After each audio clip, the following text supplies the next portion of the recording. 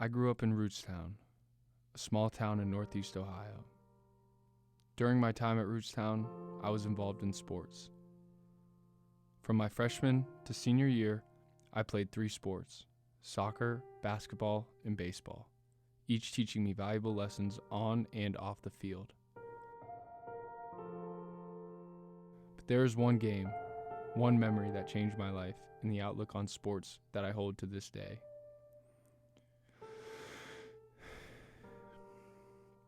In my senior year, there was a moment in which sports and life intertwined, a moment of hundreds of individuals gathered together for something bigger than the game, a moment filled with emotions of sorrow, pain, confusion, and joy, a moment that never can be forgotten, a moment of celebration, a moment of fulfilling a promise, the moment in which we as a community fulfilled a dream.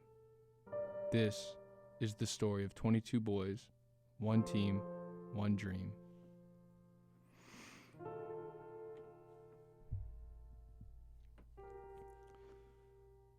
It was a very snowy Valentine's Day that Saturday.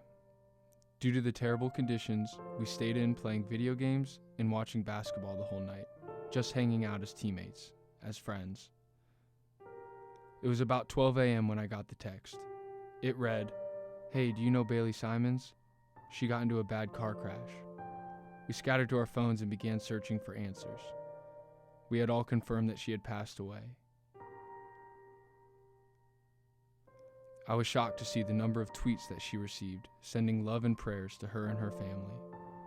She really touched a lot of lives, and it left me speechless.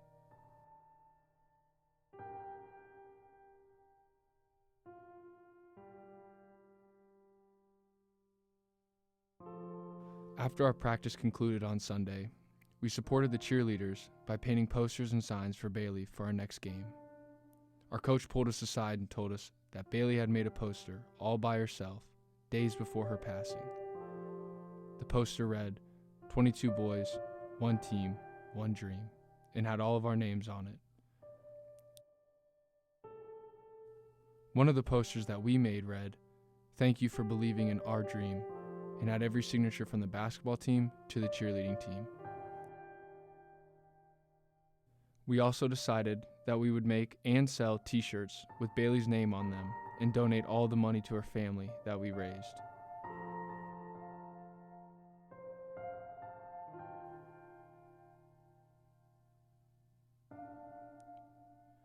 Walking into the school that day, it was quiet. There was emptiness in the building, like something was missing. Someone was missing. The teachers gave us students the day to ourselves.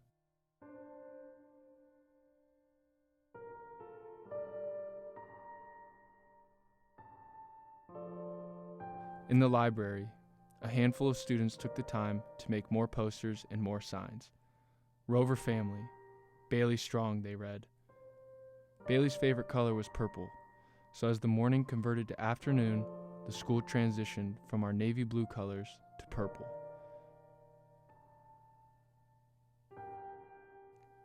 Once school concluded, I went with my friends to pick up the rest of the t-shirts. The whole shirt was purple, with a white heart on the front. Inside the heart read Bailey Strong. The back of the shirt had "Gone but Never Forgotten" in script font with a row of hearts in between and Rover family at the bottom. Me and my team really wanted to win this game. The JV game took place before ours, and the gym was filled before halftime. Before warm-up started, we had the senior night ceremony. We had 4 seniors on the team and 3 senior cheerleaders. I noticed familiar faces, friends, family, Bailey's closest friends, and her family. The cheerleaders had a pregame dance prepared before warm-ups began. It was hard to watch them struggle with the pain. They fought through and delivered an amazing performance, concluding with everyone looking up in perfect sync, looking up at heaven's newest angel. While the anthem played, the gym was dead quiet. All of the sadness, the frustration, and the pain were revealed. I heard both cheerleading squads holding back tears, various people in the stands crying. I then turned my attention to the poster she made and we made for her and began to cry. The game is still a blur to me to this day. When I was introduced, I ran over and put my hand on the sign we made for Bailey. This was a way to show my gratitude towards her for the dream that she left us. The game itself was close throughout, blow for blow, exchanging points. We made it to halftime, leading the game. At halftime, the cheerleaders had a message. After their message, we had a group prayer for the teams and for the people in the stands.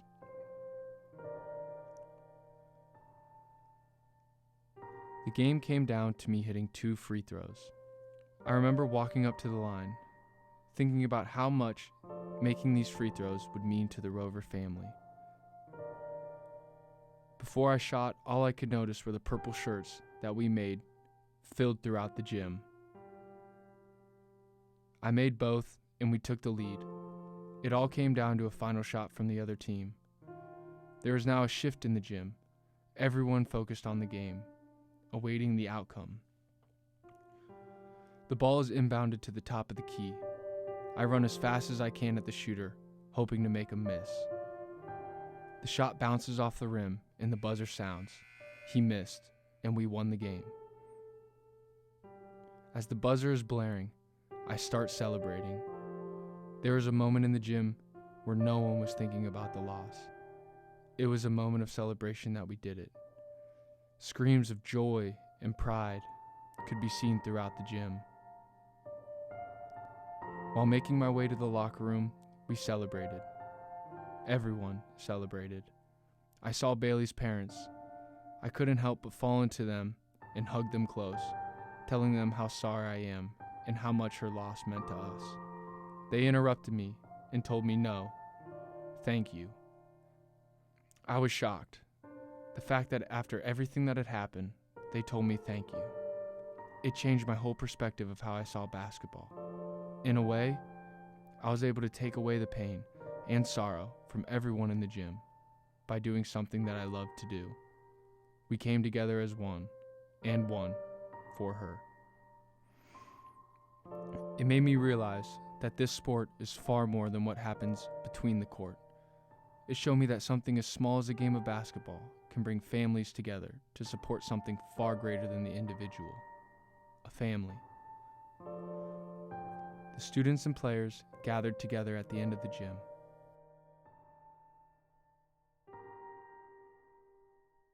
We all broke out, Rover family, before leaving the gym, knowing that we were all connected in some sort of way. We even wore those purple shirts the remainder of the season to keep that dream alive. We eventually lost in the district semifinals of the tournament. At that time, I thought the dream that we were trying to accomplish was over. I didn't want my journey as a basketball player to end. I wanted to accomplish this dream for Bailey and for the Rovers.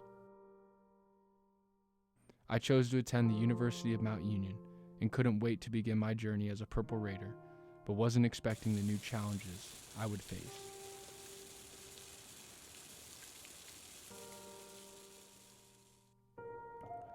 Freshman and sophomore year were hard for me. We had a lot of upperclassmen, so I didn't get a chance to practice with the varsity. Not only did I feel left out, but I felt like I wasn't even a part of a team. Sophomore year, I was in the same boat. I still had that feeling. I would spend my time walking around campus, reflecting on my journey that got me here. The thought of me quitting went through my mind almost every day. This was the first time that the sport I loved was not fun to me. It made me feel like I wasn't good enough, both on and off the court. I thought my friends thought I was a loser. I had lost my confidence in myself. I always stopped myself before ending my career, thinking about the dream that Bailey left us. I told myself I would wait another year. My junior year, I still didn't see any game time, but this was the first year I got to practice, travel, and dress varsity. I remember feeling so happy. This was when I started to see the game the same way I saw after Bailey's game. The idea of 22 boys playing for one team, trying to accomplish one dream, and the game became fun again. I wasn't playing for myself. I was playing for the guys on my team, my family. My senior year was the most fun that I had with my team. We were a very good team, and I knew I might not get to play at all, but I still wanted to help in any way. I came to the realization that I don't have to play to have fun. The fun comes from the guys around you. I really prioritized this dream Bailey left with us and wanted to share it. Most players want recognition and respect and credit from people watching. I wanted to be something more. I wanted to have an impact similar to a dream I was shared with. I wanted the respect from my team. I found myself striving to be a great teammate rather than a great player. Sports seemed to have a funny way of working out. My senior night in college fell close to my senior night in high school, but this time, a win would result in us being regular season champs. I knew that I would get a chance to play today because it was senior night. I wanted to take that opportunity and prove to my teammates, coaches, family, and the Rover family that I would play as hard as I could for them. I knew nothing would be greater than winning a championship, not to please my desire, but to fulfill a dream that was made 4 years ago. We ended up winning by a lot. I got to play the last 7 minutes. Although I didn't score, it was the most fun that I've ever had. After the buzzer, I was tackled by the team, and we all piled up on my body celebrating. We had done it.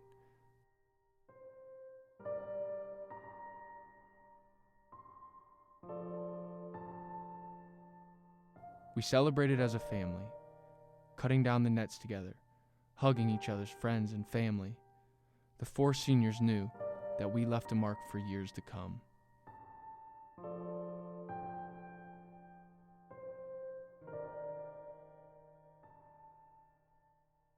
This was one of the happiest moments of my life. I knew that Bailey's dream had been accomplished. Me and 21 other boys on that team achieved the ultimate goal.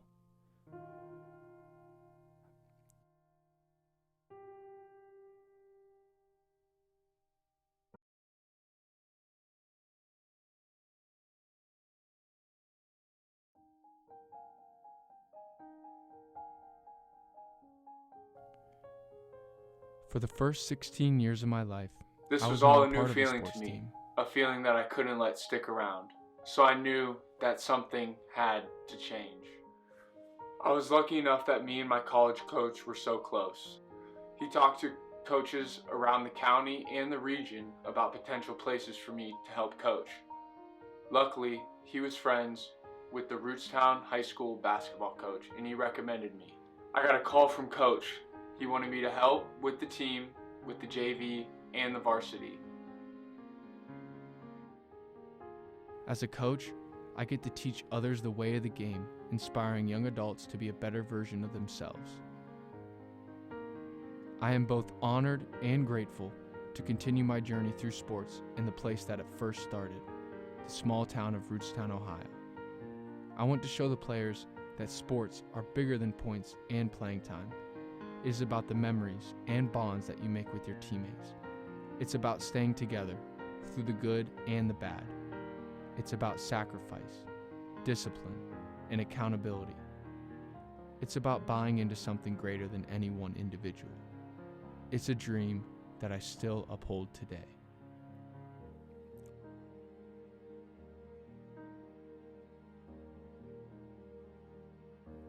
Our coaching staff will be taking care of 22 boys this season.